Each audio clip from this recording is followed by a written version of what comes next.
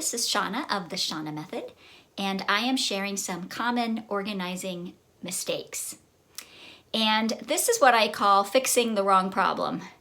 And by that I mean that instead of focusing on organizing and function and quantity, we confuse that with rearranging and styling and making things look nice.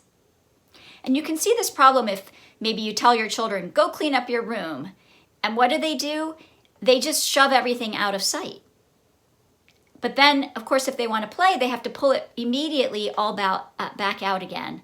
So they really haven't created a more organized space.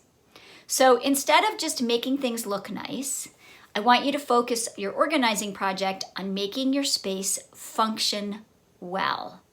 And that may mean that you have to let go of more than you initially thought because you can't keep a certain quantity in an orderly way.